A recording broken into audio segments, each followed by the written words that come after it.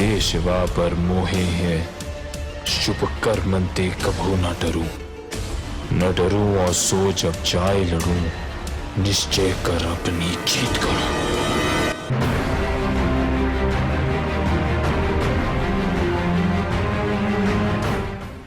ਵਾਹਿਗੁਰੂ ਜੀ ਕਾ ਖਾਲਸਾ ਵਾਹਿਗੁਰੂ ਜੀ ਕੀ ਫਤਿਹ। ਤੁਸੀਂ ਵੇਖ ਰਹੇ ਸੰਗਤ ਟੈਲੀਵਿਜ਼ਨ ਦਾ ਹਰਮਨ ਪਿਆਰਾ ਪ੍ਰੋਗਰਾਮ ਖਾਲਸਾ ਰਾਜ ਕਿਵੇਂ ਬਣਿਆ।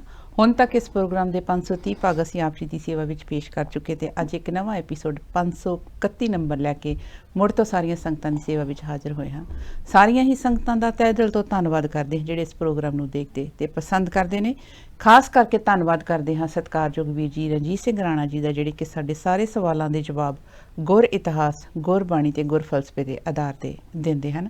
ਪ੍ਰੋਗਰਾਮ ਦੀ ਸ਼ੁਰੂਆਤ ਕਰਨ ਤੋਂ ਪਹਿਲਾਂ ਗੁਰੂ ਫਤਿਹ ਸਾਂਝੀ ਕਰਦੇ ਵੀਰ ਜੀ। ਵਾਹਿਗੁਰੂ ਜੀ ਕਾ ਖਾਲਸਾ ਵਾਹਿਗੁਰੂ ਜੀ ਕੀ ਫਤਿਹ। ਅਸੀਂ ਸਾਰੇ ਬੜੇ ਕਹਿ ਸਕਦੇ ਹਾਂ ਕਿ ਭਾਗਾਂ ਵਾਲੇ ਕਰਮਾਂ ਵਾਲੇ ਜਿਨ੍ਹਾਂ ਨੂੰ ਕਿ ਸਤਿਗੁਰੂ ਜੀ ਦਾ ਜਿਹੜਾ ਉਸ ਸਮੇਂ ਦਾ ਵਿਚਾਰ ਵਟਾਂਦਰਾ ਸੀ, ਜਿਹੜੇ ਉਸ ਸਮੇਂ ਦੀ ਗੱਲਬਾਤ ਸੀ, ਉਹ ਇੱਕ ਦੁਬਾਰਾ ਤੋਂ ਨਵੇਂ ਸਿਰੇ ਤੋਂ ਸੁਣਨ ਨੂੰ ਮਿਲ ਰਹੀ ਹੈ। ਕਿਉਂਕਿ ਸ਼ਾਇਦ ਅਸੀਂ ਗੁਰੂ ਘਰਾਂ ਵਿੱਚ ਵੀ ਜਾਂਦੇ ਹਾਂ, ਇੰਨੇ ਵਿਸਥਾਰ ਤੇ ਪਿਆਰ ਦੇ ਨਾਲ ਕਈ ਵਾਰ ਹੁੰਦਾ ਹੈ ਕਿ ਉੱਥੇ ਟੌਪਿਕ ਕੋਈ ਚੱਲ ਰਿਹਾ ਹੁੰਦਾ ਹੈ ਤੇ ਤੁਸੀਂ ਜਦੋਂ ਜਾਂਦੇ ਆ ਕਿ ਉਦੋਂ ਉਹ ਗੱਲ ਨਹੀਂ ਸੁਣ ਸਕਦੇ। ਪਰ ਇਹ ਪ੍ਰੋਗਰਾਮ ਦੀ ਇੱਕੋ ਇੱਕ ਵਿਲੱਖਣਤਾ ਕਹਿ ਸਕਦੇ, ਇੱਕੋ ਇੱਕ ਖੂਬੀ ਕਹਿ ਸਕਦੇ ਹਾਂ, ਜਿਹਦੇ ਵਿੱਚ ਸ਼ੁਰੂਆਤ ਤੋਂ ਲੈ ਕੇ ਹੁਣ ਤੱਕ ਸਤਿਗੁਰੂ ਜੀ ਦੇ ਸਾਡੇ ਜਿੰਨੇ ਵੀ ਗੁਰੂਆਂ ਦੇ ਜੀਵਨ ਦੇ ਵਿੱਚ ਜੋ ਵੀ ਉਹਨਾਂ ਨੇ ਸੰਸਾਰ ਨੂੰ ਦੇਣ ਦਿੱਤੀ, ਉਹਦੇ ਬਾਰੇ ਅਸੀਂ ਗੱਲਬਾਤ ਕਰ ਰਹੇ ਹਾਂ। ਪਿਛਲੇ ਐਪੀਸੋਡ ਵਿੱਚ ਵੀਰ ਜੀ ਤੁਸੀਂ ਦੱਸਿਆ ਕਿ ਕਲਗੀਧਰ ਪਾਤਸ਼ਾਹ ਜਿਹੜੇ ਸੀ ਮਹੰਤ ਜੈਤ ਸਾਹਿਬ ਨੂੰ ਮਿਲੇ, ਉਹਦੇ ਨਾਲ ਵਿਚਾਰ ਵਟਾਂਦਰਾ ਕੀਤਾ, ਉਹਨੂੰ ਸਮਝਾਉਣੀ ਕੀਤੀ ਕਿ ਜਿਹੜੇ ਵਿਚਾਰਧਾਰਾ ਨੂੰ ਤੁਸੀਂ ਮੰਨ ਰਹੇ ਹੋ ਜਾਂ ਉਹਦੇ ਵਿੱਚ ਚੱਲ ਰਹੇ ਹੋ, ਉਹਦੇ ਵਿੱਚ ਆਹ ਤਬਦੀਲੀ ਆਉਣੀ ਚਾਹੀਦੀ ਹੈ। ਤੇ ਉਹਨੂੰ ਸਤਿਗੁਰੂ ਜੀ ਦੇ ਨਾਲ ਜਿਹੜੀ ਗੱਲਬਾਤ ਕੀਤੀ, ਉਹਦੇ ਵਿੱਚੋਂ ਉਹ ਬਹੁਤ ਖੁਸ਼ ਹੋਇਆ ਤੇ ਉਹਨੇ ਸਤਿਗੁਰੂ ਜੀ ਨੂੰ ਬੇਨਤੀ ਕੀਤੀ ਕਿ ਤੁਸੀਂ ਮੇਰੇ ਘਰ ਜਿੱਦਾਂ ਜਿੱਥੇ ਉਹ ਰਹਿੰਦਾ ਸੀ ਦਾਦੂ ਦੁਆਰੇ ਤੁਸੀਂ ਇੱਕ ਵਾਰੀ ਜ਼ਰੂਰ ਆਓ ਤੇ ਉੱਥੇ ਆ ਕੇ ਤੁਸੀਂ ਜੋ ਇੱਕ ਦੀਵਾਨ ਵੀ ਲਾਓ ਤੇ ਉੱਥੇ ਆ ਕੇ ਭੰਡਾਰਾ ਵੀ ਛਕੋ। ਸਤਿਗੁਰੂ ਜੀ ਨੇ ਉਹਦੀ ਬੇਨਤੀ ਨੂੰ ਉਹਦੇ ਕਹਿ ਸਕਦੇ ਉਹਨੂੰ ਮੰਨ ਲਿਆ ਤੇ ਸਤਿਗੁਰੂ ਜੀ ਨੇ ਕਿਹਾ ਕਿ ਅਸੀਂ ਕੱਲ੍ਹ ਨੂੰ ਆਵਾਂਗੇ ਤੇ ਤੁਸੀਂ ਤਿਆਰ ਹੋ। ਸਤਿਗੁਰੂ ਇਸ ਬਾਰੇ ਇੱਕ ਬਹੁਤ ਮਸ਼ਹੂਰ ਸਾਖੀ ਵੀ ਜਿਹੜੀ ਆਮ ਸੰਗਤਾਂ ਵਿੱਚ ਪ੍ਰਚਲਿਤ ਵੀ ਹੈ ਕਿ ਸਤਿਗੁਰੂ ਜੀ ਨੇ ਉੱਥੇ ਜਾ ਕੇ ਉਹਦੇ ਕੋਲ ਗਏ ਤੇ ਉਹ ਜਿਹੜੀ ਸਾਖੀ ਸੀ ਉਹ ਕੀ ਸਾਖੀ, ਇਹਦੇ ਬਾਰੇ ਸੰਗਤਾਂ ਦੇ ਨਾਲ ਤੁਸੀਂ ਜ਼ਰੂਰ ਸਾਂਝ ਪਾਏ ਤਾਂ ਉਸ ਸਾਖੀ ਦਾ ਸਿੱਖ ਇਤਿਹਾਸ ਵਿੱਚ ਕੀ ਮਹੱਤਵ ਹੈ ਇਹ ਵੀ ਜ਼ਰੂਰ ਦੱਸਿਓ। ਭਾਈ ਤੁਹਾਡਾ ਬਹੁਤ ਬਹੁਤ ਧੰਨਵਾਦ। ਲੜੀ ਜੋੜਨ ਲਈ ਤੁਸੀਂ ਬੜੀ ਵਧੀਆ ਭੂਮਿਕਾ ਬੰਨੀ। ਦਾਦੂ ਦੁਆਰੇ ਜਿਹੜੀ ਬੜੀ ਮਸ਼ਹੂਰ ਸਾਖੀ ਆ ਉਹ ਤੁਸੀਂ ਕਹਿੰਦੇ ਮੈਂ ਰੁਕ ਗਿਆ ਜੀ ਜੀ ਜੀ ਜੀ ਕਿ ਸਤਿਗੁਰੂ ਜੀ ਨੇ ਦਾਦੂ ਦੀ ਕਬਰ ਨੂੰ ਤੀਰ ਨਾਲ ਨਮਸਕਾਰ ਕੀਤੀ ਸੀ ਜੀ। ਇਹ ਸਾਡੇ ਇਤਿਹਾਸ 'ਚ ਲਿਖਿਆ ਮਿਲਦਾ। ਹਾਂਜੀ। ਔਰ ਇਤਿਹਾਸ ਦੇ ਸਾਰੇ ਸਰੋਤ ਇਹ ਗੱਲ ਕਹਿੰਦੇ ਆ ਜੀ। ਤੇ ਸਤਿਗੁਰੂ ਨੇ ਉੱਥੇ ਜਾ ਕੇ ਹੁਣ ਦੇਖੋ ਦੀਵਾਨ ਵੀ ਲਾਇਆ, ਪਰ ਸਿੱਖਾਂ ਨੇ ਨਿਗਾਹ ਤਾਂ ਉਦੋਂ ਕਰ ਲਈ ਹੋਊਗੀ, ਦੇਖ ਲਿਆ ਹੋਊਗਾ ਜਦੋਂ ਤੀਰ ਜਗਾਇਆ। ਜੀ ਜੀ। ਪਰ ਸਿੱਖਾਂ ਦਾ ਵੀ ਸਬਰ ਦੇਖੋ, ਉਸੇ ਵੇਲੇ ਕੁਛ ਨਹੀਂ ਕਿਹਾ। ਹਾਂਜੀ। ਉੱਥੇ ਜਾ ਕੇ ਦੀਵਾਨ ਲੱਗਾ, ਦੀਵਾਨ 'ਚ ਸਤਿਗੁਰੂ ਮੁਖਾਤਬ ਹੋਏ ਜੀ, ਅੰਮ੍ਰਿਤ ਸੰਚਾਰ ਹੋਇਆ, ਜੈਤ ਸਾਹਿਬ ਨੇ ਅੰਮ੍ਰਿਤ ਛਕਿਆ, ਨਾਲ ਆਪਣੇ ਚੇਲਿਆਂ ਬਾਲਕਿਆਂ ਦੇ ਉਹ ਭੱਜ ਕੇ ਸੇਵਾ ਕਰ ਰਿਹਾ ਸੀ। ਪੂਰੀ ਇੱਕ ਤਰ੍ਹਾਂ ਦੀ ਜਿਹੜੀ ਦਾਦੂ ਸੰਪਰਦਾ ਸੀ ਉਹ ਸਿੱਖ ਸੰਪਰਦਾ ਬਣ ਗਈ। ਜੀ ਜੀ। ਜੈਤ ਸਾਹਿਬ ਵਾਲੀ ਜਿਹੜੀ ਸੰਪਰਦਾ ਸੀ, ਨਰਾਇਣਾ ਨਗਰ ਵਾਲੀ ਸੰਪਰਦਾ ਜਿਹੜੀ ਸੀ ਉਹ ਪੂਰੀ ਸਿੱਖ ਸੰਪਰਦਾ ਬਣ ਗਈ ਜੀ। ਜਦੋਂ ਮਹੰਤ ਨੇ ਤੇ ਨਾਲ ਉਹਦੇ ਸਾਰੇ ਚੇਲਿਆਂ ਚਾਟਰਾਂ ਜਿੰਨੇ ਉੱਥੇ ਸੀ ਸਾਰਿਆਂ ਜਦੋਂ ਗੁਰੂ ਦੀ ਨਾਮ ਹੀ ਲੈ ਲਿਆ, ਗੁਰੂ ਦੀ ਬਖਸ਼ਿਸ਼ ਹੀ ਲੈ ਲਈ ਆ, ਖੰਡੇ ਬੰਟੇ ਦੀ ਪੌਲ ਹੀ ਲੈ ਲਈ ਆ। ਵੈਸੇ ਸਾਡੇ ਪ੍ਰਚਾਰਕ ਇਹ ਗੱਲ ਕਹਿੰਦੇ ਨਹੀਂ, ਬਹੁਤ ਘੱਟ ਕਹਿੰਦੇ ਆ ਜੀ ਜੀ। ਸਾਡੇ ਇਤਿਹਾਸਕਾਰ ਵੀ ਇਹ ਗੱਲ ਲਿਖਣ ਤੋਂ ਕਈ ਵਾਰੀ ਗਰੇਜ਼ ਕਰ ਜਾਂਦੇ ਆ ਜੀ।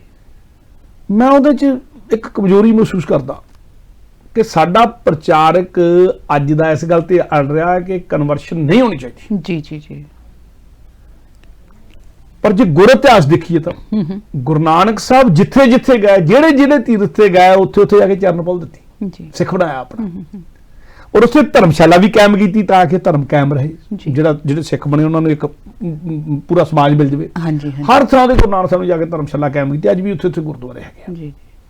ਸਾਡੇ ਤੋਂ ਨਹੀਂ ਸੰਭੇਗਾ ਗੱਲ ਵੱਖਰੀ, ਪਰ ਗੁਰੂ ਨਾਨਕ ਸਾਹਿਬ ਕਨਵਰਸ਼ਨ ਕਰ ਰਿਹਾ। ਇੱਕ ਗੱਲ ਹੈ ਜਿਹੜੀ ਜ਼ੋਰ ਨਾਲ ਨਹੀਂ ਕਨਵਰਸ਼ਨ ਕਰਨੀ, ਦਲੀਲ ਨਾਲ ਕਰਨੀ ਆ, ਫੋਰਸਫੁਲੀ ਜਿਹੜੀ ਨਹੀਂ ਪਿਆਰ ਦੇ ਨਾਲ ਕਰਨੀ। ਦੁਨੀਆ ਦੇ ਵਿੱਚ ਧਰਮ ਉਹੀ ਫੈਲਦਾ ਆ ਜਿਹੜਾ ਆਪਣੇ ਧਰਮ ਦਾ ਪ੍ਰਚਾਰ ਕਰੂਗਾ, ਦੂਜੇ ਧਰਮਾਂ ਦੀ ਵਿੱਚ ਜਿਹੜੇ ਦੂਜੇ ਫਲਸਫੇ ਆ ਉਹਨਾਂ ਦਾ ਮੁਕਾਬਲਾ ਕਰਕੇ ਉਹਨਾਂ ਫਲਸਫਿਆਂ ਦੇ ਲੋਕੀ ਜਿਹੜੇ ਜਦੋਂ ਤੁਹਾਡੇ ਧਰਮ ਨੂੰ ਮੰਨਣ। ਦੁਨੀਆ 'ਚ 2 ਜਾਂ 3 ਧਰਮ ਵੱਡੀ ਗਿਣਤੀ 'ਚ ਫੈਲੇ ਆ। ਇੱਕ ਫੈਲਿਆ ਇਸਲਾਮ, ईसाई मत जी जी तीजा बुद्ध मत फैलिया। तिन्ना ने की कीता, तिन्ना ने कन्वर्शन कराई जिथे जिथे। जी जी जी गुरु नानक साहब अच्छा बुद्ध ने प्यार ना करवाई है। हाँ जी हिंसू परमा धर्मां दे नाल अपना जीवन रख के उत्ते। जी ईसाई मत ने सेवा करके करवाई है जी, उन्होंने सेवा की है, सेवा कतरा कराई है। और इस्लाम दे सूफी फकीरां ने प्यार नाल भी करवाई है पर तलवार नाल भी हुई है। जी जी जिथे जिथे राज हुंदा गा उत्थे उत्थे हुंदी जी, राज दी ताकत भी हुंदी आ। और ओही धर्म दुनिया ज्यादा फैले। गुरु नानक साहब दे वेले बहुत कन्वर्शन हुई जी। गुरु नानक साहब तो पहला कोई सिख थोड़ा सीगा। हाँ जी हाँ जी। पर गुरु नानक साहब दी हयाती दे अंदर ही 9 करोड़ दे नेड़े नेड़े सिख हो गए सी। ये मिर्जा अहमद कादियान ने गल कही। जी जी करोड़ां दी गिनती सिख सीगे गुरु नानक गुरु गोबिंद सिंह दे वेले तक।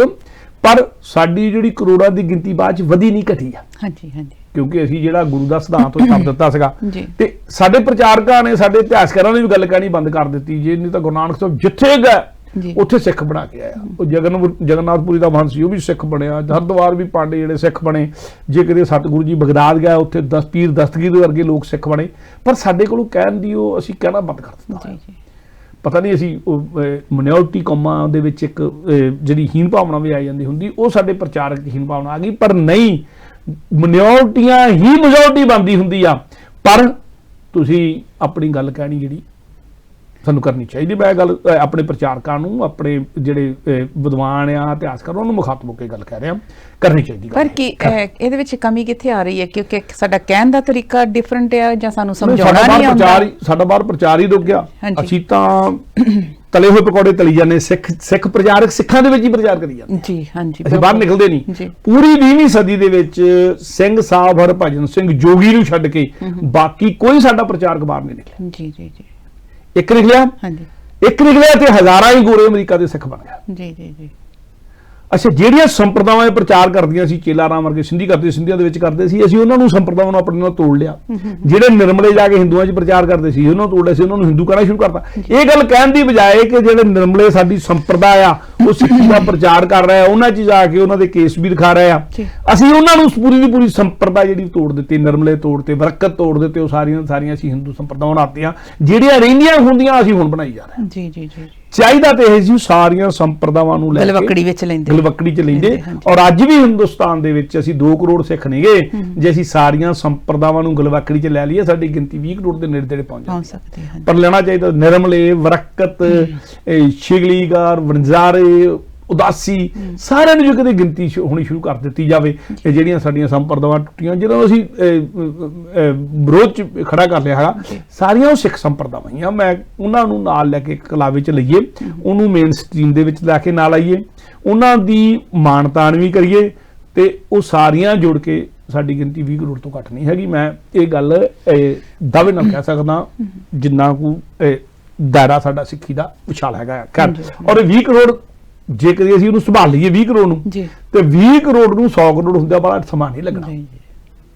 ਮਿਨੋਰਟੀਆਂ ਹੀ ਮੈਜੋਰਟੀਆਂ ਬਣਦੀਆਂ। ਸਾਨੂੰ ਉਧਰੋਂ ਕਰਨਾ ਪੈਣਾ। ਸਾਨੂੰ ਲੜਾਈ ਝਗੜੇ ਸਾਰੇ ਛੱਡ ਕੇ ਆਪਣੇ ਆਪਸ ਵਿੱਚ ਵੀ ਤੇ ਬੇਲੋੜੇ ਜਿਹੜੇ ਝਗੜੇ ਅਸੀਂ ਬਾਹਰ ਛੇੜਦੇ ਨੇ ਉਹ ਵੀ ਛੇੜ ਕੇ ਸਾਨੂੰ ਸਾਰਿਆਂ ਨੂੰ ਕਲਾਵੇ 'ਚ ਲੈਣ ਦੀ ਗੱਲ ਕਰਨੀ ਚਾਹੀਦੀ। ਗੁਰੂ ਨਾਨਕ ਵਾਲਾ ਮਤ, ਮੈਂ ਸਰ ਜਿਹੜਾ ਤੁਹਾਡਾ ਸਵਾਲ ਉੱਥੇ ਆ ਜਵਾਬ ਜੀ ਜੀ ਮੈਂ ਤਾਂ ਗੱਲ ਕਹਿਤੀ ਉਸ ਦਰ ਦੇ ਵਿੱਚੋਂ ਕਿ ਅਸੀਂ ਅੱਜ ਦਾਦੂ ਸੰਪਰਦਾ ਜਿਹੜੀ ਸੀਗੀ, ਹਾਂਜੀ, ਅਸੀਂ ਉਹਦੀ ਕਦੀ ਗੱਲ ਹੀ ਨਹੀਂ ਕੀਤੀ। ਕਦੀ ਸਿੱਖ ਸੰਪਰਦਾ ਸੀ ਤੋੜ ਲਿਆ, ਪੂਰੀ ਤਰ੍ਹਾਂ ਟੁੱਟ ਗਈ ਹੋਈ ਆ। ਤੇ ਜਿਹੜੀਆਂ ਰਹਿੰਦੀਆਂ ਮਾੜੀਆਂ ਮੋਟੀਆਂ ਜਿਨ੍ਹਾਂ ਦੀ ਸਾਨੂੰ ਕੋਲ ਨਿਸ਼ਾਨੀਆਂ ਮਿਲਦੀਆਂ, ਉਹ ਵੀ ਦਿਨੋਂ ਦਿਨ ਦੂਰ ਹੋਈ ਜਾ ਰਹੀਆਂ, ਨੇੜੇ ਨਹੀਂ ਆ ਰਹੀਆਂ। ਨੇੜੇ ਆਉਣੀਆਂ ਚਾਹੀਦੀਆਂ, ਨੇੜੇ ਲਿਆਉਣੀਆਂ ਚਾਹੀਦੀਆਂ। ਖੈਰ,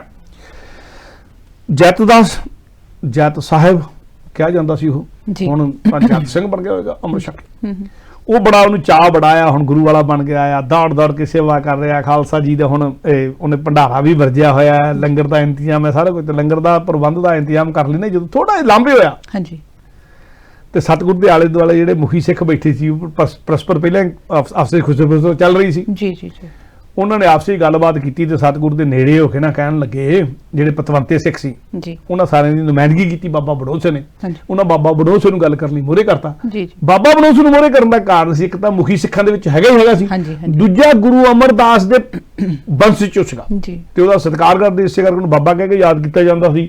ਔਰ ਸਤਿਗੁਰ ਦੇ ਇਸ ਦਲ ਦੇ ਵਿੱਚ ਦੋਨੇ ਪਿਓ ਪੁੱਤ ਸਨ, ਬਾਬਾ ਬਨੋਦ ਸਿੰਘ ਵੀ, ਬਾਬਾ ਕਾਹਨ ਸਿੰਘ ਵੀ। ਗੁਰੂ ਅਮਰਦਾਸ ਵੰਸ਼ ਦੀ ਜਿਹੜੀ 9ਵੀਂ 10ਵੀਂ ਪੀੜ੍ਹੀ ਦੋਨੇ ਸਨ। ਜੀ ਜੀ ਸੋ ਬਾਬਾ ਬਨੋਦ ਸਿੰਘ ਮੋਰੇ ਉਹਨਾਂ ਕਿਹਾ ਸਿਆਣੇ ਵੀ ਆ, ਵਿਦਵਾਨ ਵੀ ਆ, ਗੁਰੂ ਵੰਸ਼ ਦੇ ਵਿੱਚੋਂ ਵੀ ਆ, ਗੁਰੂ ਅਮਰਦਾਸ ਦੇ ਵੰਸ਼ ਦੇ ਵਿੱਚੋਂ ਆ, ਔਰ ਵੰਸ਼ ਵਿੱਚੋਂ ਰਿਸ਼ਤੇਦਾਰੀ 'ਚ ਵੱਡੇ ਆ, ਕਿਉਂਕਿ ਜੇ ਦੇਖਿਆ ਜਾਵੇ ਤੇ ਗੁਰੂ ਗੋਬਿੰਦ ਸਿੰਘ ਦੇ ਜਿਹੜਾ ਸਿੱਧਾ ਨਾਤਾ ਗੁਰੂ ਰਾਮਦਾਸ ਨਾਲ ਜੁੜਦਾ ਜੀ, ਤੇ ਗੁਰੂ ਰਾਮਦਾਸ ਦਾ ਨਾਨਕਾ ਪਰਿਵਾਰ ਆ ਜਿਹੜੀ ਵੱਡਿਆਂ 'ਚ ਤੇ ਰਿਸ਼ਤੇਦਾਰੀ ਪੱਖੋਂ ਵੀ, ਗੁਰਤਾ ਗੱਦੀ ਦੇ ਜਿਹੜਾ ਸੰਬੰਧ ਸੀ ਉਹਦੇ ਪੱਖੋਂ ਵੀ ਬਾਬਾ ਕਹਿ ਕੇ ਤਦੇ ਸੰਬੋਧਨ ਕੀਤੇ ਜਾ ਰਹੇ, ਤੇ ਇਹਨਾਂ ਨੇ ਬਾਬਾ ਬਨੋਦ ਸਿੰਘ ਨੇ ਸਾਰੇ ਪੰਥ ਵੱਲੋਂ ਜਿਹੜੇ ਪਤਵੰਤੇ ਸਿੰਘ ਸੀਗੇ ਜਾ ਕੇ ਗੁਰੂ ਗੋਬਿੰਦ ਸਿੰਘ ਨੂੰ ਬੇਨਤੀ ਕੀਤੀ, ਬੇਨਤੀ ਹੱਥ ਜੋੜ ਕੇ ਕੀਤੀ, ਗੁਰੂ ਮੋਰੇ ਜਿੱਦਾਂ ਕਰਨੀ ਚਾਹੀਦੀ ਉਦਾਂ ਹੀ।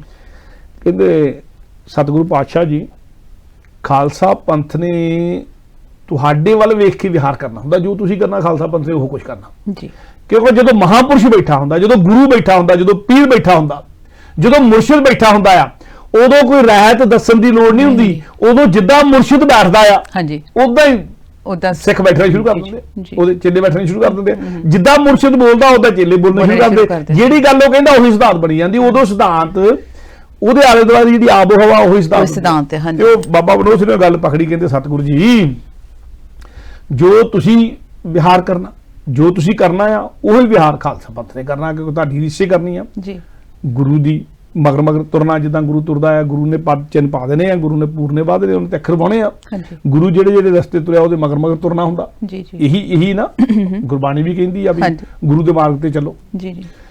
ਤੇ ਤੁਸੀਂ ਐਲਾਨ ਵੀ ਕੀਤਾ ਹੋਇਆ, ਗੌਰ ਮੜੀ ਮੱਟ ਭੂਲ ਨਾ ਮੰਨੋ, ਭੁੱਲ ਕੇ ਵੀ ਗੌਰ ਮੜੀ ਤੇ ਮੱਟ ਨੂੰ ਮੰਨਣਾ ਨਹੀਂ ਜੀ।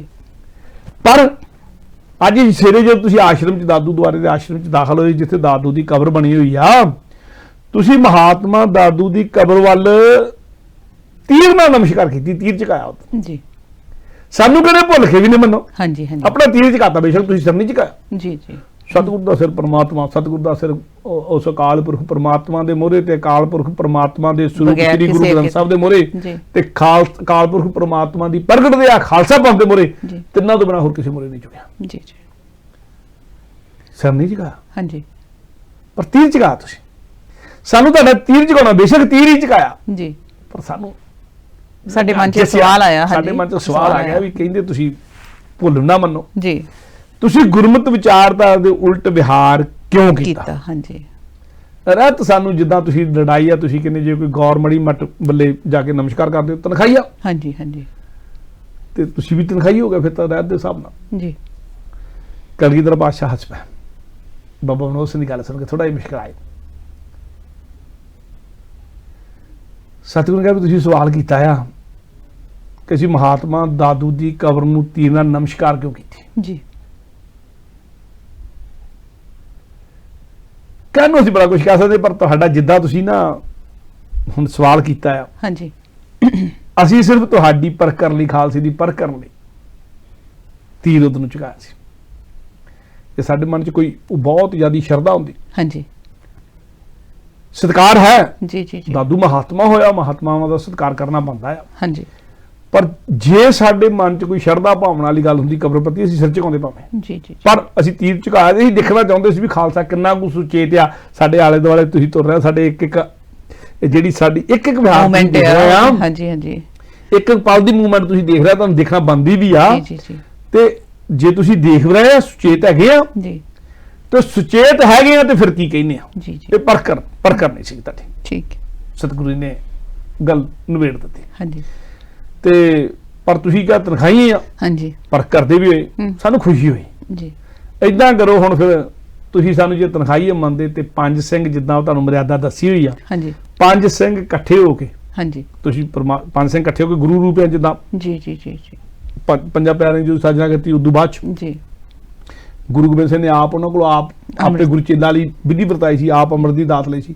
ਫਿਰ ਤੁਸੀਂ ਏਦਾਂ ਕਰੋ ਪੰਜ ਸਿੰਘ ਇਕੱਠੇ ਹੋ ਕੇ ਸਰਬ ਸੰਮਤੀ ਦੇ ਨਾਲ ਮਰਿਆਦਾ ਦੇ ਨਾਲ ਜੋ ਵੀ ਸਾਨੂੰ ਤਨਖਾਹ ਲਾਓਗੇ ਅਸੀਂ ਸਿਰ ਮੱਥੇ ਮੰਨਾਂਗੇ ਠੀਕ, ਤਨਖਾਹੀ ਹੋ ਗਿਆ। ਯਾਨੀ ਕਿ ਗੁਰੂ ਇੱਕ ਪਿਰਤਾਂ ਪਾਉਣੀਆਂ ਚਾਹੁੰਦਾ ਸੀ, ਜੇ ਤੁਸੀਂ ਨਾ ਅੱਜ ਦੀ ਸਮਝ ਗਏ ਬਿਲਕੁਲ ਹਾਂਜੀ, ਬਈ ਜਿੱਦਾਂ ਮਰਜ਼ੀ ਸਮਰੱਥ ਹੋਵੇ ਬੰਦਾ, ਬੇਸ਼ੱਕ ਉਹ ਗੁਰੂ ਹੀ ਹੋਵੇ, ਆਪ ਖਾਲਸੇ ਦਾ ਸਿਰਜਕ ਵੀ ਹੋਵੇ ਹਾਂਜੀ, ਉਹ ਮਾਨ ਦੇਣਾ ਚਾਹੁੰਦਾ ਖਾਲਸੇ ਨੂੰ ਕਿ ਤੁਸੀਂ ਤਨਖਾਹ ਲਾ ਸਕਦੇ ਹੋ, ਪੰਜ ਸਿੰਘ ਇਕੱਠੇ ਹੋ ਕੇ ਲਾ ਸਕਦੇ, ਖਾਲਸਾ ਬੰਦੀ ਨੁਮਾਇੰਦਗੀ ਕਰਦੇ ਹੋ, ਤੁਹਾਡੇ ਕੋਲ ਜੁਗਤ ਰੂਪ ਗੁਰੂ ਦੀ ਜਿਹੜੀ ਵਿਧੀ ਆ ਸਤਿਗੁਰੂ ਨੇ ਤੁਹਾਨੂੰ ਦੇਤੀ। ਜੁਗਤ ਸਤਿਗੁਰੂ ਨੇ ਖਾਲਸੇ ਨੂੰ ਜੁਗਤ ਗੁਰੂ ਜਿਹੜੀ ਸੀ ਨਾ ਹਾਂਜੀ, ਕਿਉਂਕਿ ਜਿਹੜੀ ਜੋਤ ਗੁਰੂ ਗੋਬਿੰਦ ਸਿੰਘ ਤੋਂ ਬਾਅਦ ਚ ਸਿਧਾਂਤ ਦੀ ਗੱਲ ਮੈਂ ਸਮਝਾਵਾਂ, ਜੋਤ ਗੁਰੂ ਗ੍ਰੰਥ ਸਾਹਿਬ ਨੂੰ ਦੇਤੀ ਸੀਗੀ ਹਜ਼ੂਰ ਸਾਹਿਬ ਜਾ ਕੇ ਜੀ। ਪਰ ਜਦ ਤੱਕ ਉਹ ਜੋਤ ਨਹੀਂ ਦਿੱਤੀ, ਜੋਤ ਉਹਦੇ ਕੋਲ ਗੁਰੂ ਗੋਬਿੰਦ ਸਿੰਘ ਦੇ ਕੋਲ ਆ। ਹਾਂਜੀ।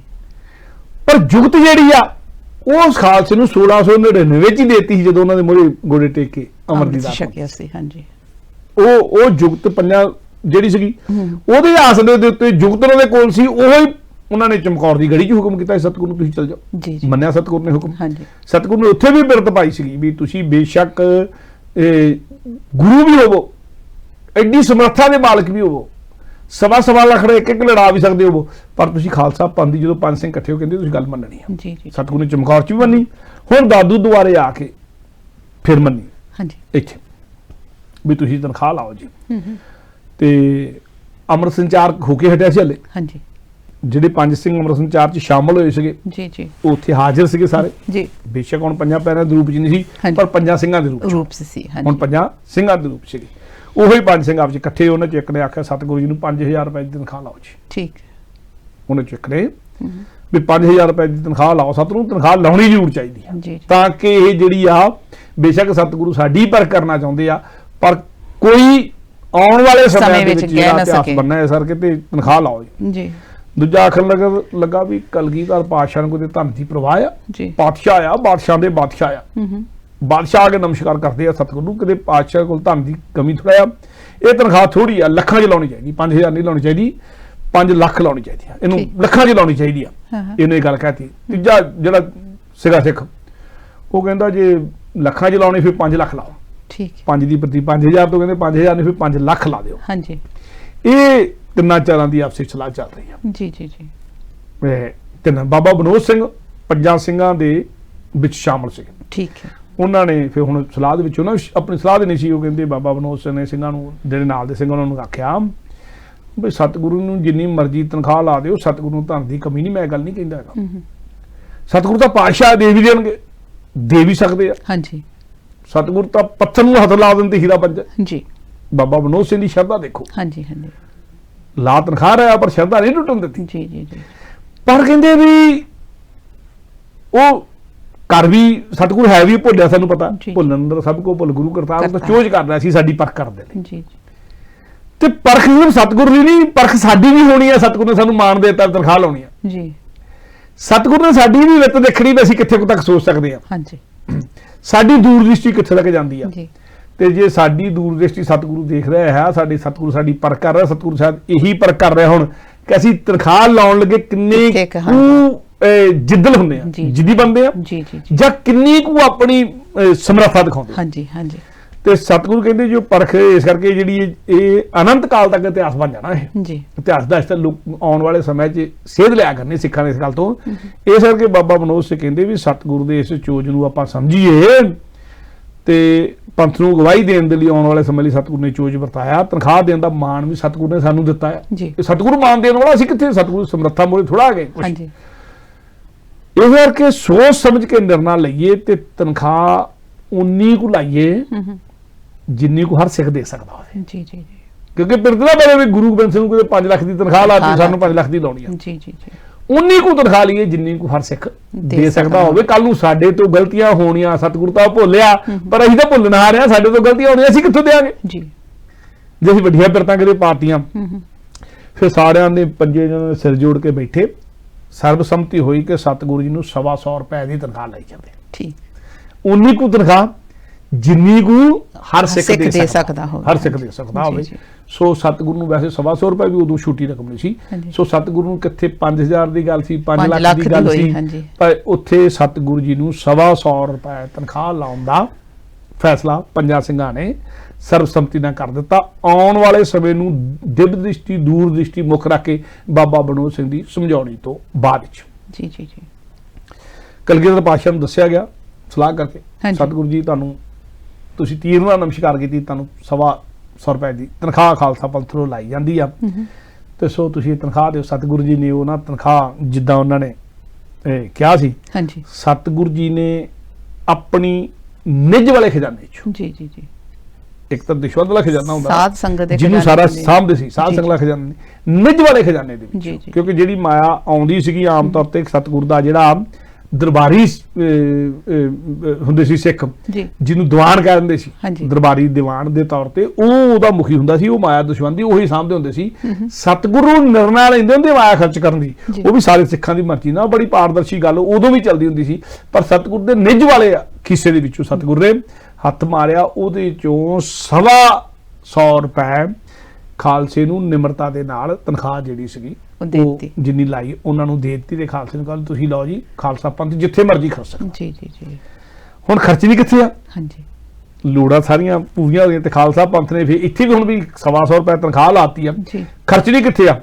ਸੋ ਇਹ ਸਿੱਖਾਂ ਨੇ ਪੰਜਾਂ ਨੇ ਆਪਸੇ ਸਲਾਹ ਕਰਕੇ ਉਹਨਾਂ ਕਿਹਾ ਵੀ ਇੱਕ ਸਫਰੀ ਤੰਬੂ ਦੀ ਸਾਨੂੰ ਘਾਟ, ਆਮ ਤੌਰ ਤੇ ਸਫ਼ਰ ਕਰ ਰਹੇ ਹਾਂ। ਹਾਂਜੀ ਹਾਂਜੀ। ਤੇ ਉਹਨਾਂ ਨੇ 125 ਰੁਪਏ ਦੇ ਸਫਰੀ ਤੰਬੂ ਜਿਹੜੇ ਸੀਗੇ ਇਹ ਸ਼ਾਨਦਾਰ ਉਹ ਬਣਾ ਲਿਆ, ਜਿੱਥੇ ਪੁੱਥੀਆਂ ਵਗੈਰਾ ਰੱਖੀਆਂ ਜਾ ਸਕਣ, ਜਿੱਥੇ ਬੈਠ ਕੇ ਪਾਠ ਕੀਤਾ ਜਾ ਸਕਦੇ।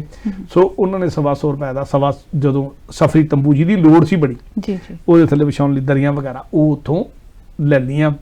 ਤੇ ਸਤਿਗੁਰੂ ਜੀ ਇਸ ਗੱਲ ਤੇ ਹੋਰ ਖੁਸ਼ ਹੈ ਜੀ।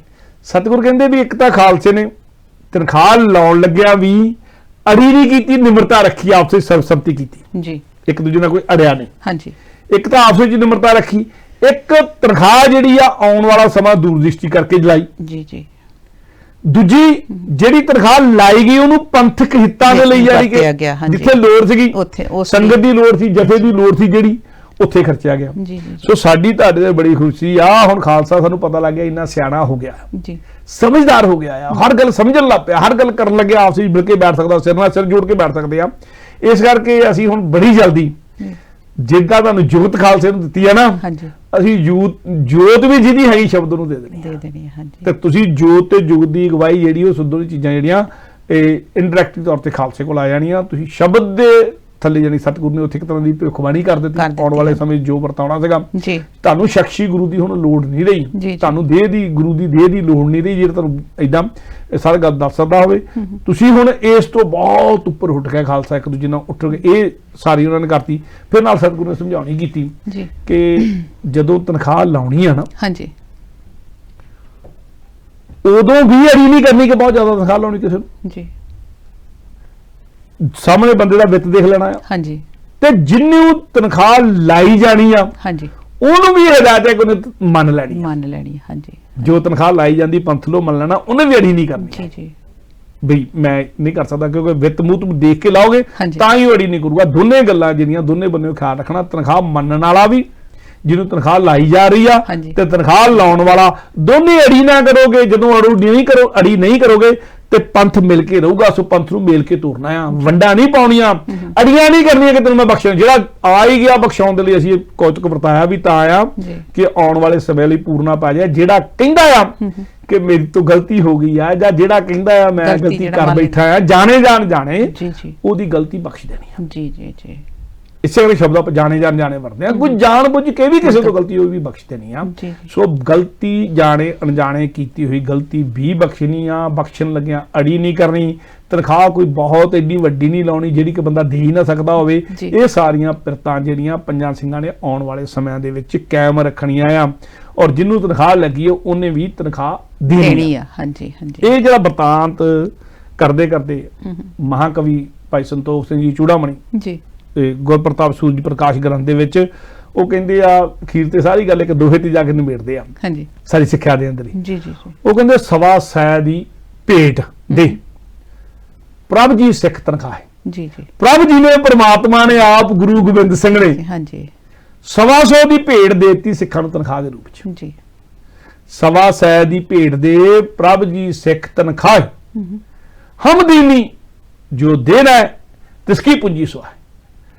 ਸਤਿਗੁਰੂ ਕਹਿੰਦੇ ਅਸੀਂ ਦੇਤੀ ਆ ਹਾਂਜੀ ਹਾਂਜੀ, ਕਿਉਂਕਿ ਖਾਲਸੇ ਨੇ ਹੁਕਮ ਕੀਤਾ, ਪਰ ਜਿਹੜਾ ਤਨਖਾਹ ਲੱਗੀ ਤੋਂ ਬਾਅਦ ਤਨਖਾਹ ਨਹੀਂ ਦਊਗਾ ਉਹਦੀ ਸਾਰੀ ਦੀ ਸਾਰੀ ਪੂੰਜੀ ਸਮਝੋ ਸਵਾਹ ਹੋ ਗਈ। ਠੀਕ ਹੈ, ਇਹ ਸਿੱਖਿਆ ਦੇਤੀ ਆ ਸੂਰਜ ਪ੍ਰਕਾਸ਼ ਗ੍ਰੰਥ ਮੇਰਾ ਸਮਾਂ ਹੋ ਗਿਆ ਜੀ। ਹਾਂਜੀ ਵੀਰ ਜੀ, ਤੁਹਾਡਾ ਬਹੁਤ ਬਹੁਤ ਧੰਨਵਾਦ। ਕਿਉਂਕਿ ਇਸ ਐਪੀਸੋਡ ਵਿੱਚ ਸਾਨੂੰ ਜਿਹੜੀ ਮੇਨ ਗੱਲ ਸਮਝ ਵਿੱਚ ਲਿਆਉਣੀ ਚਾਹੀਦੀ ਹੈ ਕਿ ਸਤਿਗੁਰੂ ਜੀ ਨੇ ਕਿ ਜੇ ਤੁਸੀਂ ਡਿਸਿਪਲਿਨ ਬਣਾਉਂਦੇ ਹੋ, ਕਾਨੂੰਨ ਬਣਾਉਂਦੇ ਹੋ, ਤੇ ਤੁਸੀਂ ਆਪ ਨੇ ਵੀ ਖੁਦ ਨੇ ਵੀ ਉਹਨੂੰ ਫੋਲੋ ਕਰਨਾ, ਉਸ ਕਾਨੂੰਨ ਵਿੱਚ, ਉਸ ਸੰਵਿਧਾਨ ਵਿੱਚ ਰਹਿਣ ਦੀ ਕੋਸ਼ਿਸ਼ ਕਰਾਂਗੇ, ਡਿਸਪਲਿਨ 'ਚ ਰਵਾਂਗੇ ਤੇ ਬਿਲਕੁਲ ਸਾਡੀ ਜਿਹੜੀ ਆ ਉਹ ਜਿੱਤ ਜ਼ਰੂਰ ਪ੍ਰਾਪਤ ਹੋਵੇਗੀ। ਪ੍ਰੋਗਰਾਮ ਕਰਦੇ ਅਗਰ ਸਾਡੇ ਕੋਲ ਗਲਤੀ ਹੋ ਗਈ ਹੋਵੇ, ਦੋਵੇਂ ਹੱਥ ਜੋੜ ਕੇ ਅਸੀਂ ਤੁਹਾਡੇ ਕੋਲ ਮਾਫੀ ਮੰਗਦੇ ਹਾਂ।